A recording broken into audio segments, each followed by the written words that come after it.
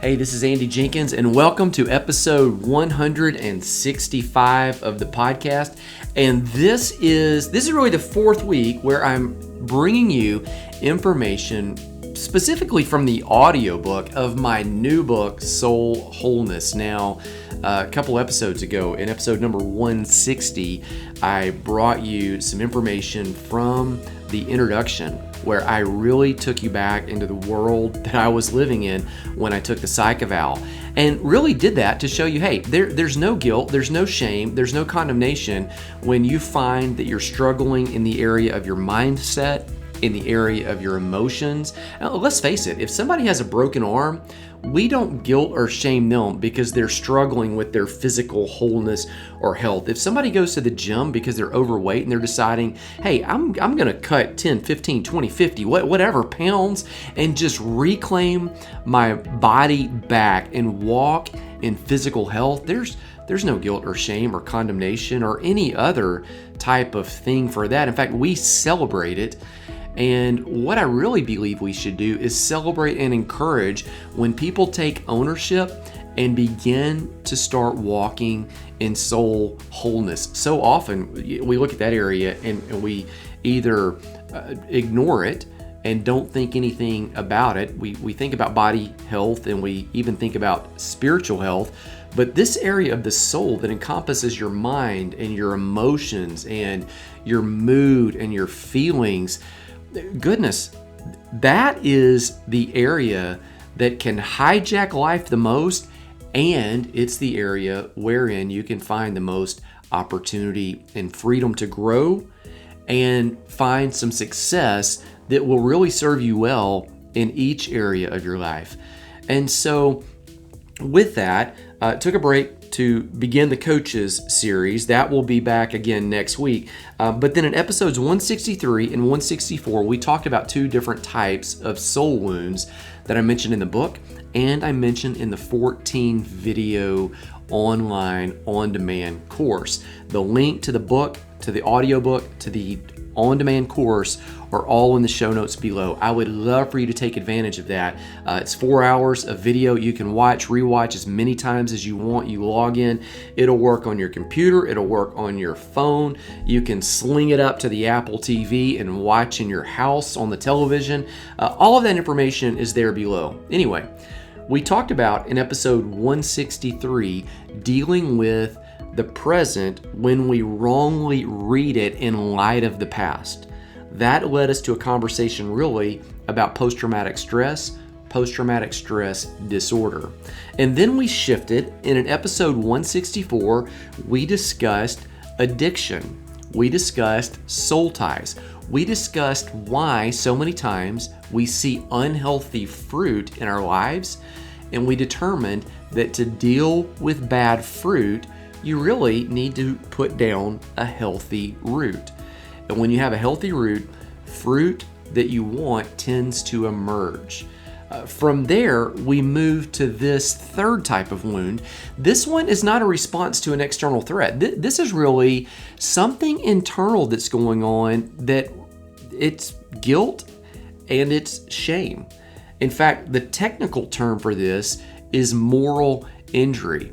Now, I've known about this for years, really became well-versed in this during my time on staff at a local nonprofit here in town, Crosswinds Foundation for Faith and Culture, that my friend Bob Waldert founded back in 2008. In fact, these guys have shot an entire documentary on moral injury and discussed how it relates to soldiers. So here's what I'm going to do, and I'll reference that documentary and that organization in this audio file. So here it is. I'm going to show you the audio right now from chapters 15 and chapter 16 in the book Soul Wholeness, where in chapter 15 I really talk about moral injury. I think that it is more spread widely than PTSD. I think we don't have language for it yet because it doesn't appear in the Diagnostic Statistical Manual, which is the basis and the criteria for how professionals make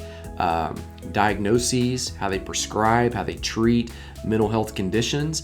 I do believe that when they release DSM-6, this one will be in there. I think that probably more soldiers that die of suicide now, it's probably related to moral injury than PTSD. That will make sense, I believe, after you listen. That's just my opinion. That's not a professional or data-backed suggestion. That's just really what I think after having been in that world and teaching in that environment for a couple years. This one, I believe, is massive. So chapter 15, we're going to define it. And then in chapter 16, I'm going to share that right on the heels of this. I'm going to take you into the all too uncommon cure. And this one really starts tapping into that area of faith. So this is going to be a little bit longer than normal. Listen, this episode, I think, has massive potential to help you or someone very close to you.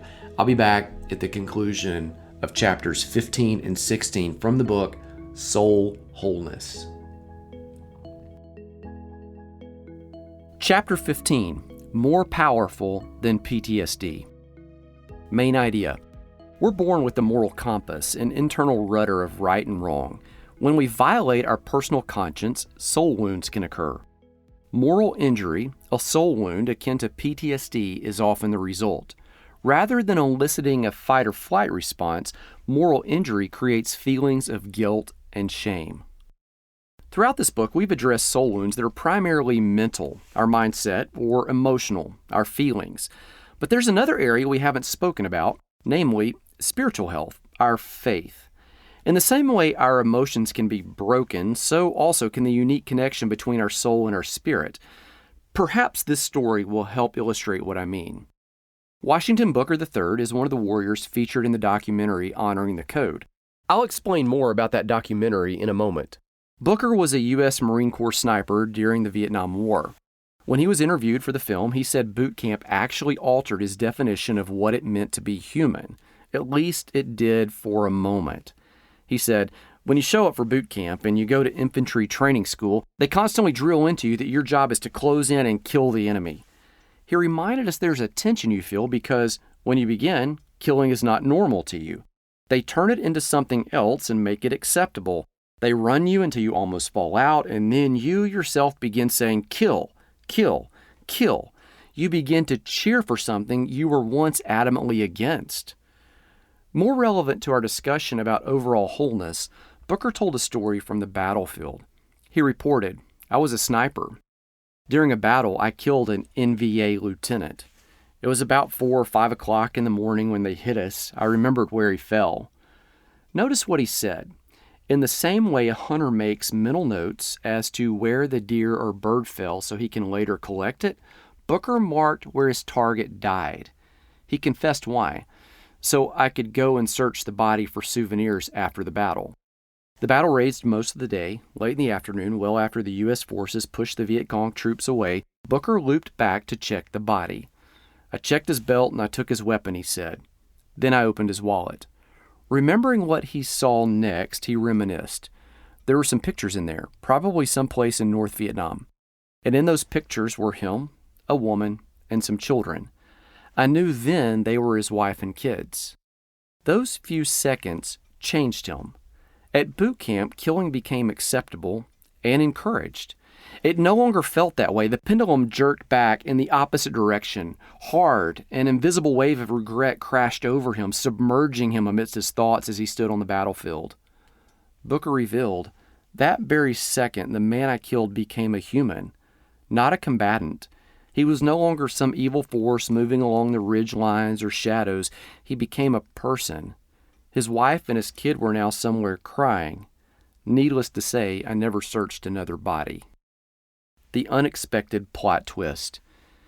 If you follow me on social media, you know I co-wrote a book and co-created a course for veterans who struggle with the invisible scars of war.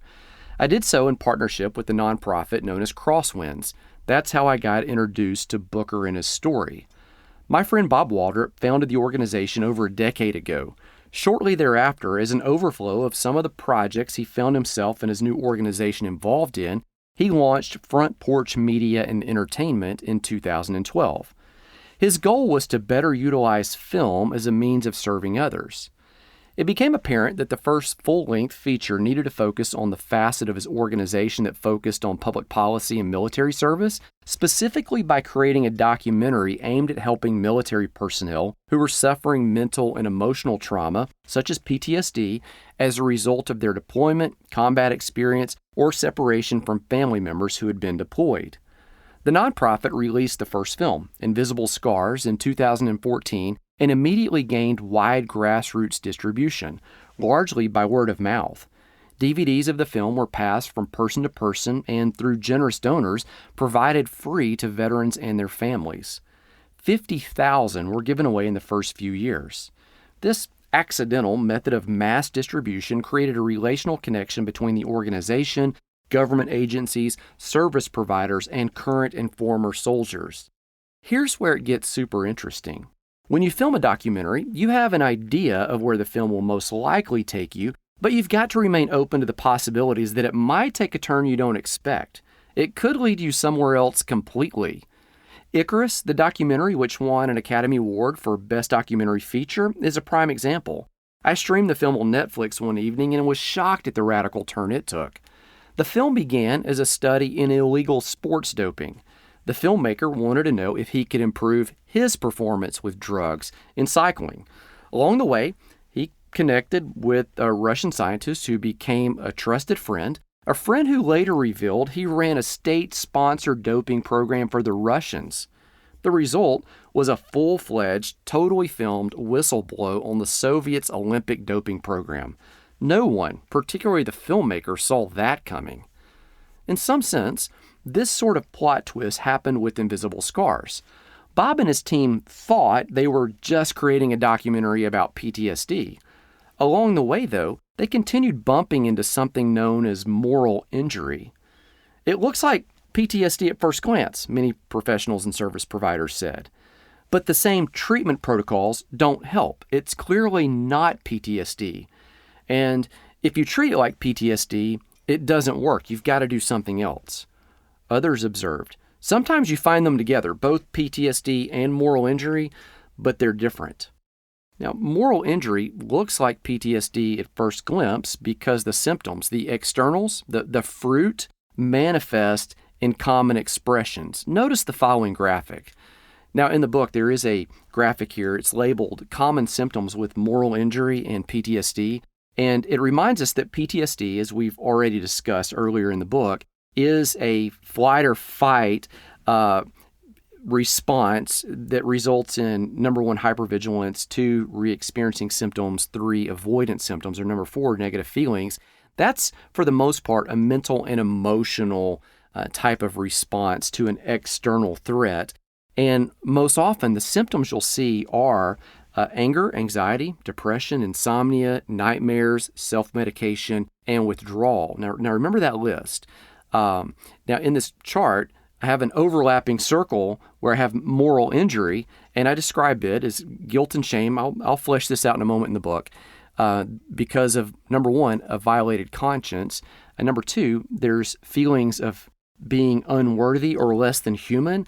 That is a spiritual and emotional response, and the resulting symptoms, the external, so not the root cause, but the external symptoms are the exact same with PTSD. Let me read them again, because these are the same symptoms with 2 very different soul wounds: anger, anxiety, depression, insomnia, nightmares, self-medication, and withdrawal. So they look similar on the surface, but they originate with 2 different, just to use the language we've used in this book, 2 different roots. Let me continue reading and we'll explain.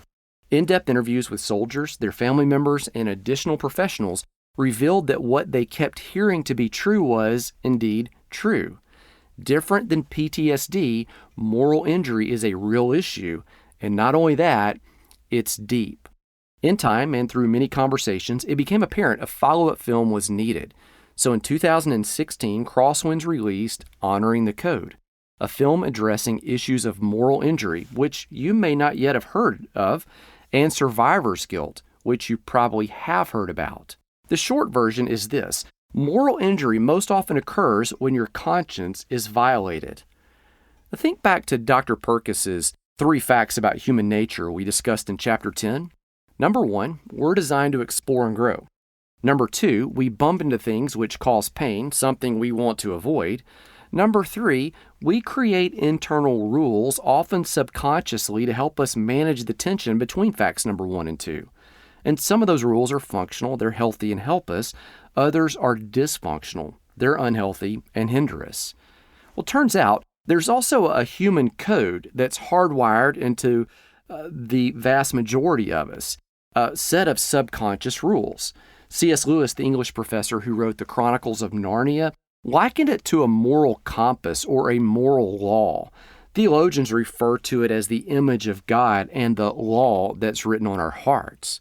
Whatever you call it, there are certain rules that are common across all cultures, all people groups, and virtually all times in history. Everyone knows, even subconsciously without being taught, that murder is wrong.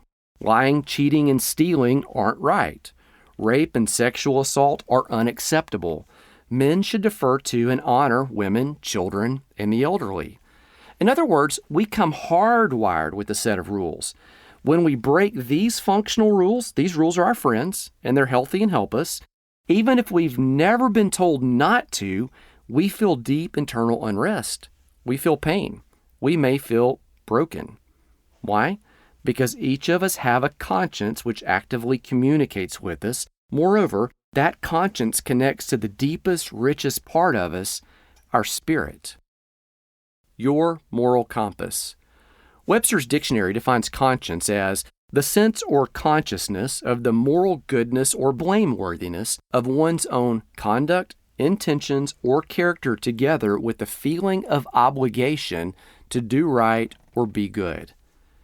In general, here's how the conscience tends to affect people. If you know to do right but do the opposite, the result may be a guilty conscience. If you know right but observe someone else do the opposite without trying to stop it, the result may be a guilty conscience. If you do what is right, the result should be a clear conscience. In other words, if you put a gag on the voice of do right, you will most likely experience a sense of guilt, even if you have no choice but to remain silent. Sometimes that is a misplaced guilt, as the wrong committed is not your fault. It could be something someone else did, or it could be something that was done to you, or wasn't actually a wrong. Some people envision the conscience as an inner voice which helps us distinguish between right from wrong, like a moral compass. Others believe it springs forth from our inner being, from our spirit or soul, giving it more of a religious or spiritual connection. You may have seen the conscience depicted as an angel and a devil, with one sitting on one shoulder of a person, whispering in their ear. The angel tells us to do right, the devil tells us to do wrong. One of the professionals featured in Honoring the Code, Dr. Rita Brock, offers incredible insight here. To better understand the issue, consider the cause and consequence of moral injury that she identifies. Cause is violating or going against one's core moral beliefs, one's conscience. This may be a personal choice or, as is the case soldiers often experience, one demanded or ordered by someone in authority. The consequence equals evaluating one's behavior, their actions negatively to the extent they can no longer think of themselves as a decent human being. Now notice her second point, the consequence. PTSD often occurs when a person experiences, witnesses, or encounters a traumatic event. Though PTSD, even if undiagnosed, makes us feel uneasy, the issue often remains out there. We can separate ourselves from it. Moral injury, on the other hand, becomes so intertwined in the soul that we begin questioning our decency as humans. The expression of PTSD and moral injury is very different. Whereas PTSD creates a fight or flight response, attack the issue that's out there, or run away from it, moral injury manifests as an overwhelming feeling of guilt or shame. You've probably heard the saying, wherever you go, there you are. When the issue is in you, your conscience, your soul, you can't fight it or run from it. It remains present at all times. Earlier in the book, we talked about perceptions and reality and how PTSD or any emotional trauma affects both our mindset and our emotions. We think one thing is happening in the present based on our past experience, so we sometimes react inappropriately in the present. See Chapter 8. Moral injury is different. Whereas PTSD primarily deals with our mind and our emotions, moral injury deals with our mind and our spirit. To be clear, our emotions can be involved with moral injury and our spirits can be involved with PTSD. These are each parts of our soul. Anything having to do with any part of us can affect every part of us, but the simplistic graphics that I share in the book, which were created for the book Warrior Hope, they help provide a general framework to distinguish between the two. Now, there's a graphic I want to call to your attention as I'm reading here. It just says they're similar but different, and it just reminds you that PTSD is a fight or flight response. Moral injury, it results in feelings of guilt or shame. So they are both soul wounds, but they are both very different, even if, again, they both create anxiety, sleeplessness, insomnia, self-medication, withdrawal, some of the other symptoms that we see. Notice, again, PTSD, fight or flight in this graphic. So you're either going to take on the challenge because it's an external threat or you're going to run away from it. And then moral injury, it's not an external thing. It might have been a result of something that was external, but now it has moved and is an internal soul wound that you seem to carry with you all of the time. And so you can't just get away from it. I'll continue reading. Furthermore, since PTSD and moral injury are two different issues, they must be addressed in a much different manner. Moral injury is guilt and shame resulting, number one, conscience violated, two, feelings of unworthiness. PTSD must be addressed as primarily a mental and emotional issue. Moral injury, though it may have an emotional component, is basically a moral or spiritual issue. In Chapter 13, I mentioned a first responder friend who, by his own admission, carried a weight of survivor's guilt. Remember, the man who trained him died one day while taking a routine call while my friend was scheduled off from work. It messed me up, he said, and I should have been there to stop it, or it should have been me. As he spoke more about his feelings related to the loss of a close coworker, he described tangible guilt and unworthiness. In my opinion, he wasn't dealing with PTSD, he was sorting through moral injury. Remember, whereas PTSD elicits the fight or flight response, moral injury is accompanied by a sense of guilt and or shame. For a moment, let's separate the two concepts of guilt, what we do, and shame, who we are. The two, though related, are different, and this helps explain why moral injury is so devastating. Whereas guilt focuses on actions, what we do, shame declares identity, who we are. People can repent of actions, but they can't repent of their identity. As we discussed earlier in chapters 11 and 12, an identity change requires we do more than rewrite the script. To change an identity, we must recast the character. Or, to say it another way, we must address the root causes rather than looking at the fruit symptoms. Now, in the book, there's also another graphic here. It's a chart that says guilt and shame comparison, and there are just two lines on it. Line number one is guilt. Line number two is shame. And for each of those, I describe two different columns. The first column is based on, second column is described in detail. Let me flesh it out for you here. Guilt is based on an action. I did something. Let me describe it.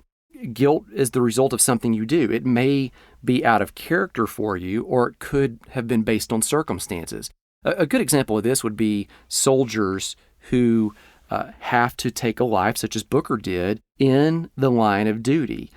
Soldiers don't normally go around and shoot people. However, because of the situation, they must shoot people in order to preserve and save other lives. The result can still be guilt, though, or a sense of guilt, even though the action was something that was required and necessary. The next line is shame. Shame is based on identity. I am something. Let me describe it. It results in a feeling of who you are. It's different than doing a bad thing. This denotes you're a bad person, perhaps not even valued as human. And again, what's important on these is not the societal definition. What's important, because these soul wounds are unique to each individual, it's how the individual feels, because as we said in the book, you are the pain scale So you have to deal with it from where you or the other person is, and then step forward from that location towards wholeness. I'll continue reading. Here's a new heading: Undiagnosable Skeletons. Here's the strange thing about moral injury. Everywhere I talk about it, as many people resonate with it as they do PTSD.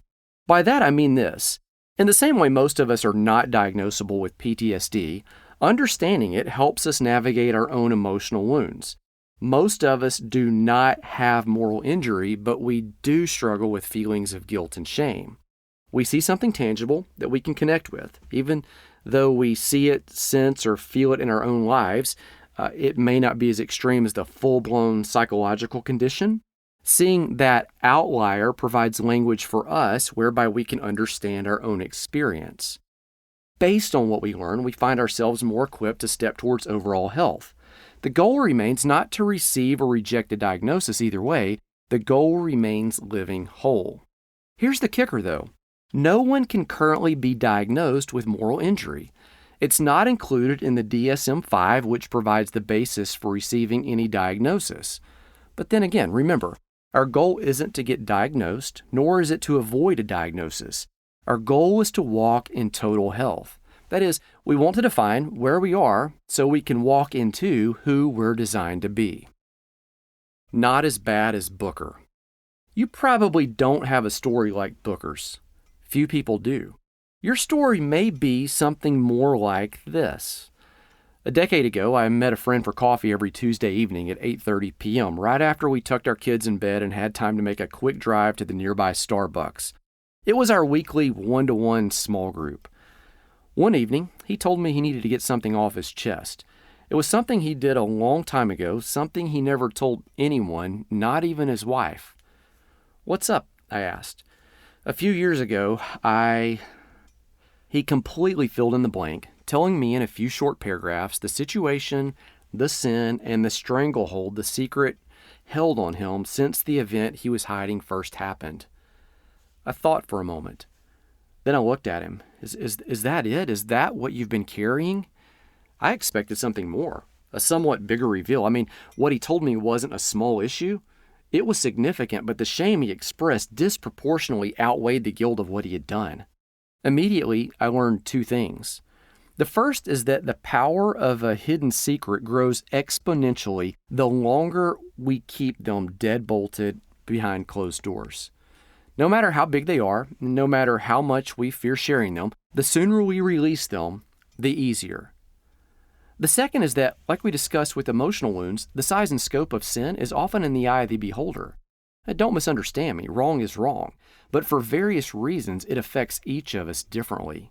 In the end, comparing one person's moral high ground to another person's low is a lot like comparing the summit of Everest to the depth of the abyss in the Pacific from the moon. I once read that the surface of the earth is proportionally to its size smoother than an 8-ball. Though the differences look radically disparate from here, grace heals all the same. I told him, I'm sorry you've been weighted by this. That was then. You're free from it. I know who you really are. God forgives you. Set it down and don't pick it back up. I think I can now. It seemed bigger when it was inside me. Now don't get me wrong. It wasn't a trite little thing that my friend revealed. It's just that, well, in his words, I guess I needed to let that skeleton out of the closet. He seemed scary when he was in there. Turns out this whole time he was just bones leaning up against that closed door, threatening to come out and pounce me. I listened a moment, soaking his words. At that point, I had secrets too. He continued, I just opened the door to you, afraid of what that skeleton would do to me when I did. But he didn't do anything. He just collapsed on the floor. He didn't have any strength at all. No, I replied, as if to coach myself about releasing my own skeletons, about yanking them out of the closets where I'd shoved them away out of sight but not out of mind. Then I added, skeletons don't have any muscle, no voice either, so they can't accuse. And then he said, they can't stand up or do anything on their own. And then I added, we're afraid of the light until we actually get there. Then we find the light is the safest, easiest, most life-giving place to be. It's scary, but it's safe. The problem, of course, is that it can seem like a long way to get there. Whereas flipping a light switch in your house instantly pushes all the dark away, virtually eliminating the shadows in a moment, and confirming that no monsters live in the closet, under the bed, or any other tucked away place, flipping the light on in life seems more like a process. In a word, here's why. Fear. Again, even if the light is the safest place to be, it's also the most vulnerable and frightening. Our timidity about being exposed has to do not only with what we've experienced, but who we think we are and who others will think we are because of what we've done, what was done to us, or what we failed to do. Turn the page. There's a simple cure, but it's used far too little in comparison to the powerful potential it has to revolutionize, well, everything. Chapter 16, The Uncommon Cure. Main idea. True love expels fear with great intensity, creating space where people own who they are and move forward to who they're designed to be. The all too uncommon cure for guilt and shame is receiving forgiveness from someone the wounded person believes has the moral authority to grant that forgiveness. For years, I was afraid to talk about some of my struggles, some of the things that happened to me as well as some of the things I had done. I felt certain I would be written off, rejected, abandoned. It's a longer story than I'll write here, but as a result of my experience, I decided I would provide safe space where no one in my closest sphere of influence would feel, as much as was possible on my end, afraid to approach me with the skeletons they had in their closet like I had been afraid to approach others before. I want to embody grace. Contemplating how to do that led me to 1 John 4:18, a verse I pondered over and over for almost a solid year. It's a passage I endeavor to implement in my interpersonal relationships, in my writing, and on any stage or platform from which I speak. Further, it has everything to do with the cure for that guilt-shame duo we discussed in the previous chapter. Here are two translations of that verse. There is no fear in love, but perfect love casts out fear, for fear has to do with punishment, and whoever fears has not been perfected in love. And love never brings fear, for fear is always related to punishment, but love's perfection drives the fear of punishment far from our hearts. Whoever walks constantly afraid of punishment has not reached love's perfection. Over the next few pages, I want to highlight three concepts from this verse. Number 1, perfect love. Number 2, casts out fear. Number 3, fear reveals that we've not yet been perfected in love. Then we'll wrap it with a bow and resolve the moral injury issue, on paper, at least. Love to your max potential. First, let's define what perfect means. The word used in this passage doesn't infer we'll always love each other without flaw. Rather, it suggests we will love each other maturely to the full capacity that we can love. The Greek word perfect is teleos. It doesn't mean without error, as we most often use the English word perfect. Rather, it means reaching full potential. We find the word in Colossians 1:28 where Paul says, quote, "Him we preach, warning every man and teaching every man in all wisdom, that we may present every man perfect," that's teleos, "in Christ Jesus," end quote. John, who also wrote in Greek like Paul, places the same word here in 1 John 4:18.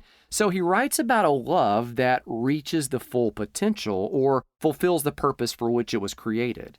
In the same way Paul longed for his congregants to live their purpose and reveal their potential on a personal level, John wants us to love our purpose.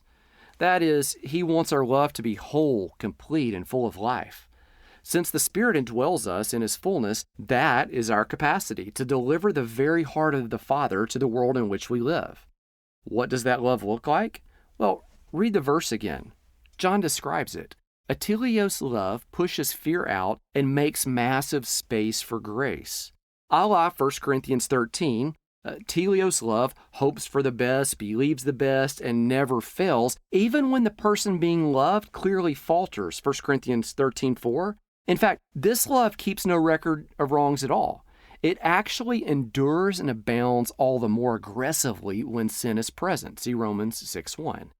Teleos love is the antidote for hard things. Expels fear like a demon. Second, let's discuss what cast out fear means. John tells us that mature love, the love that reaches its full potential, dominates fear. It doesn't incite fear or insecurity, it eliminates it. As such, teleos love makes people feel safe. I reviewed several translations to see how they translate the term cast out. Here are 4 ways translators describe what perfect teleos love does. Drives out fear, expels all fear, casts out fear, banishes fear. In other words, this kind of love is strong, one of the most powerful forces in the universe. It's more potent than PTSD, it's more massive than moral injury, it shudders shame. Here's how intensely it creates security. The same word used of cast out, fear, is the same verbiage used throughout the New Testament to describe how Jesus treated demons. When he bumped into them, they had no choice but to leave. He expelled them, he forced them to go, he eliminated them. It's a great analogy. Mature love, the God kind of love, does the exact same thing to condemnation, fear, and shame. Perfect love drives fear away with the same passion. Fear has no choice but leave when people are loved in this way. Now, pause. Step back. Do a heart check. Let's be honest. This is the exact opposite of what many people experience when they come in contact with our moral systems of right and wrong, our religious routines, and our belief systems about making the world a better place. Rather than driving fear away from the relationship and communicating, hey, come in close, tell me what's really happening, we often invite fear and place it on the person like a cloak of shame. They already feel devastated, yet we often want to make them feel more morally broken as we think that will safeguard them from breaking that universal subset of fact number 3 rules again. Seems odd once you put it on a piece of paper and take a logical look at it, doesn't it? I've done it in parenting. I've done it in preaching. I've done it in relationships. We often like it when others have a healthy measure of fear because it allows us to control the interaction and maintain the upper hand. We sometimes even use those 3 unhealthy emotional expressions, exploding, shrilling and shrieking, and blowing off, to make people feel afraid, that is, to control them. We're afraid that if they don't experience some degree of fear, they might not see how desperately they need grace, our grace. They might not change. They might not get their stuff together. We might not be able to control them. But think practically about the environment surrounding Jesus. Tax collectors not only felt comfortable talking with him, they felt confident enough in his love to invite their wayward friends to a party at which he would be present. It's Matthew 9:9-13. Women who earned their money in licentious ways knew he would receive them. They were so certain they would be accepted by him that they barged into dinners where they weren't even invited. See Luke 7:36 and following. Lepers, people the law demanded stay away from others, actually approached Jesus so that he could touch them. Mark 1:40. Roman soldiers, those who occupied the Jewish areas like warlords keeping Jesus and his people in physical subservience, were able to look beyond the us versus you dilemma and approach him for personal needs. See Matthew 8:5 and following. Jesus commended and rewarded their great faith. People considered unclean and excluded from the temple, like the woman with the flow of blood, and believed to be so unclean that they would make others ceremonially unclean by touching them, boldly moved through crowds and touched Jesus. Mark 5:25 and following. They knew they would be embraced. Religious leaders approached him too. Men like Jairus, whose daughter was at death's door. Mark 5:22 and following. He abandoned protocol and knelt before Jesus publicly, imploring him to visit her. And Nicodemus, one of the elite Pharisees who approached him at night and asked him how a person could be born again. See John 3:1 and following. Notably, most of these people carried some obvious skeleton that stood in direct opposition to a specific scriptural command. Many of them had been shunned because of it, yet despite that, they all felt safe with Jesus. Are these the people who feel welcome near us? Or would they be afraid to approach us because we haven't been perfected in love? John reminds us in 1 John 4:18, love never brings fear. Or, to apply it directly to our culture, love doesn't cancel. Fear of being called out, punished, humiliated. Third, let's discuss why people are afraid. That is, why they keep the wounds of the past bottled up. John, who spent 3 years with Jesus and was present at each of the encounters mentioned above, provides us with a clue. After telling us Teleos love expels fear, he clearly explains why people fear. He writes, fear involves punishment, 1 John 4:18. In each of the episodes above, people who approached Jesus knew they'd find themselves pulled closer rather than pushed away and punished, regardless of how big and horrific the issue was. They didn't need to self-protect. They didn't need to preserve their dignity. They didn't need to hide behind a veil. He elevated them higher than they had ever been, even as many of them brought their biggest shame and disappointment to him. In another verse in the same chapter, John writes in 1 John 4:12, "No one has ever seen God. But if we love each other, God lives in us, and his love is brought to full expression in us." Notice what John says. Even though none of us have physically seen our Redeemer, we tangibly experience the complete manifestation of who he is when we encounter unconditional love from another human. That is, when we feel safe to be completely exposed and vulnerable. Only that kind of love works. In fact, that is the kind of love that shreds fear and shame, truly breathing life into people. Imperfect, immature love does the exact opposite. It instills fear, it creates hiding, it empowers shame, it focuses on the rules rather than the relationship. It values written letters over love and action. I can't imagine the atrocities of war. I've never been. An elderly gentleman who served as the librarian at a church I attended during seminary was flabbergasted when Saving Private Ryan hit the big screen back in 1998. Whereas critics and commenters like me praised its graphic depiction of the battlefront, he had a different take altogether. "It's not real," he said. "Everything I saw in Normandy was 7 or 8 times worse. The air was dirty. There were people falling next to you in gory ways the films can never depict. The colors were different, the sound was deafening, and the smell was something I'd never experienced." I stood there, his words engulfing me. He continued, "I hope people never see what it's really like. It's horrific. War is hell on earth." My naive 24-year-old self wondered what could possibly be more graphic than Saving Private Ryan. I couldn't envision it, no matter how hard I tried. I just listened. After a few minutes, he added, "I don't know that people around here would look at me the same if they knew what that was really like, the things I experienced and the things I had to do." There it was. Bullseye. Not just emotional wounds, but spiritual wounds, moral damage, moral injury.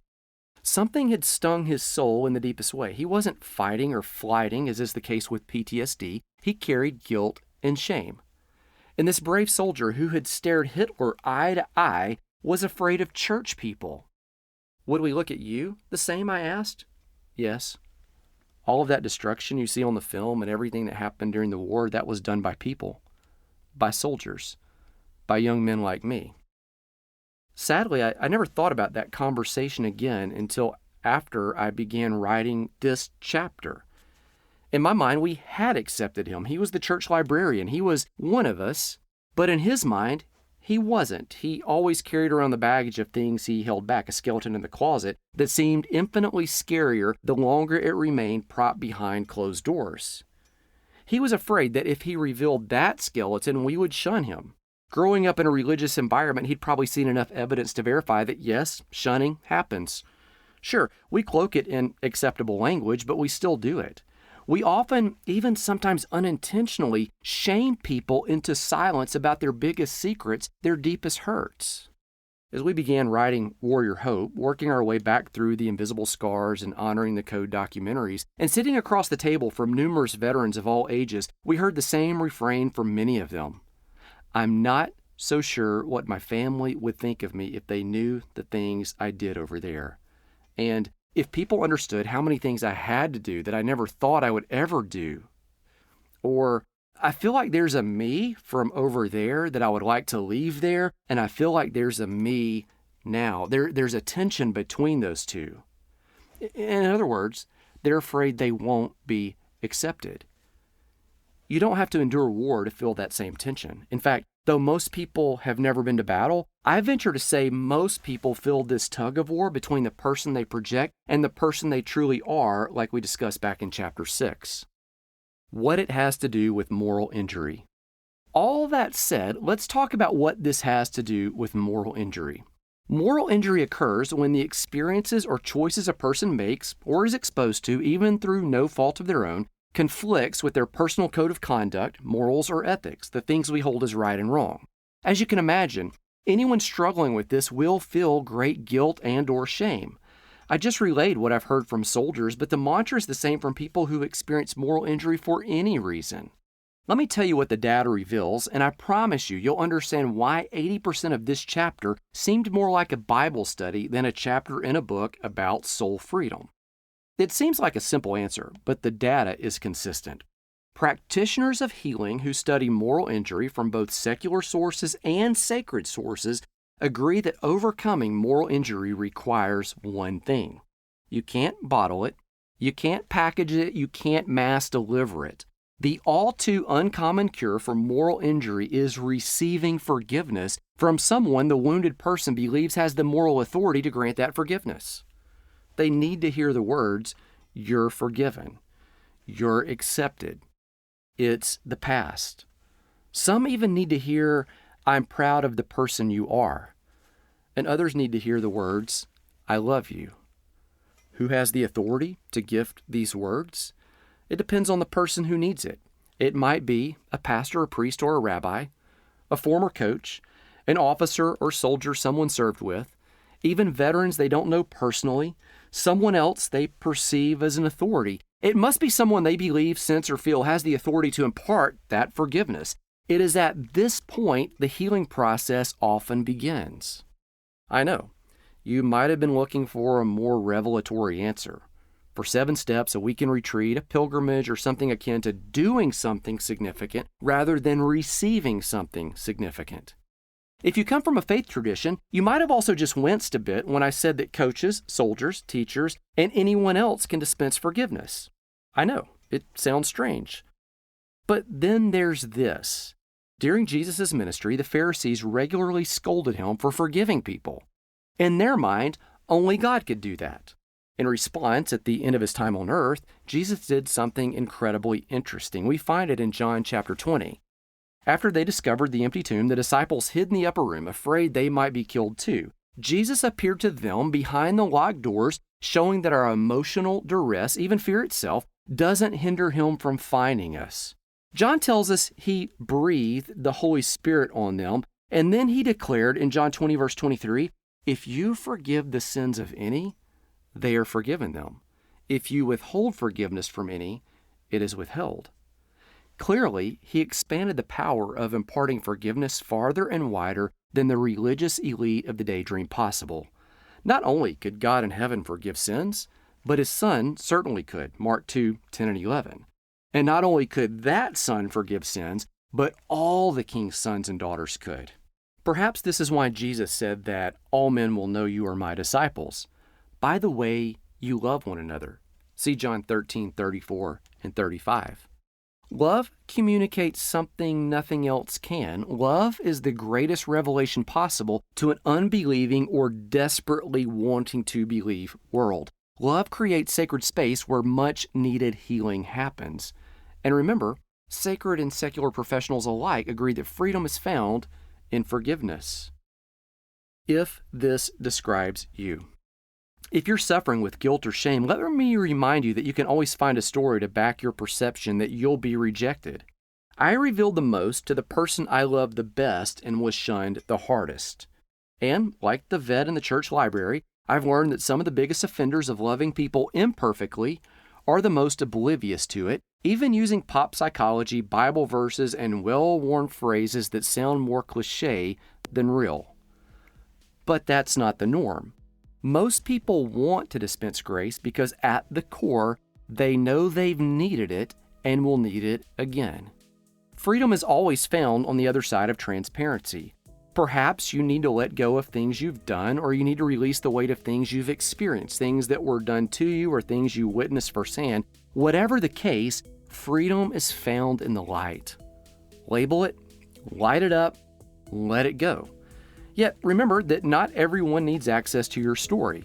You may decide to talk to more people in the future, but freedom in the area you're hiding begins the instant you talk to the few we discussed in the introduction.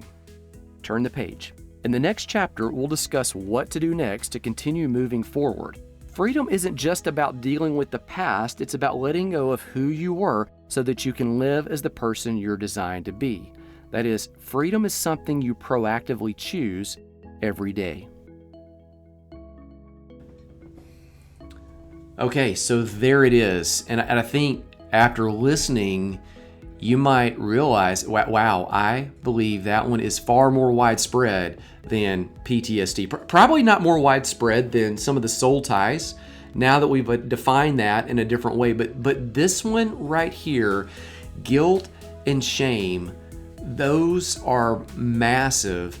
And honestly, in the culture in which we tend to live, the cancel culture and all of this name calling and oh goodness, we ironically live in a culture where people seem to be more tolerant than at any point at any other time in history. It feels like that. Yet at the same time, this is the most blaming and shaming culture that I've ever experienced. And those two things are at odds and make no sense. And when you get to the end of this, at chapter 16, you find out that apart from some type of forgiveness, this whole thing just doesn't work and it doesn't get resolved. You can't cancel your way out of guilt and shame. It seems like you would be able to, but that's really just something that you do to inflict control on people and to ironically shame them even more. Okay, so here's the sign off for today. My prayer is that the Lord would bless you, He would keep you, He'd be gracious and shine His face of favor upon you. If you're struggling with guilt and shame right now, I pray and just speak freedom over you, that you're forgiven, that the guilt trip is over, that the condemnation is gone, that per Romans 8:1, there's now no condemnation for those who are in Christ Jesus, for He has set you free. And I sense that you're going to feel that burden just lifting off of you. Perhaps still some conversations you need to have, perhaps still some people that you need to reconnect with. But at this point, my prayer is for you that it will be easier to step forward. And that as you open that door, that you'll see that skeleton fall and realize that there's no muscle, there's no sinew, no tendons, no ligaments, no breath, no voice, that it's just disconnected bones that clutter and fall to the floor. My prayer too is that as you find healing in this area, and you don't have to find total healing to dispense healing to others, my prayer is that you will be a channel of force of grace, that as you walk through life, people would be drawn to you like metal to magnets, and may you gift them the heart of your Heavenly Father that, as Scripture says, keeps no records of wrongs. That's 1 Corinthians 13. And as Romans says, that where sin and shame abound, grace superabounds. May you walk and release that to the world around you. Grace and peace. I'll see you again soon.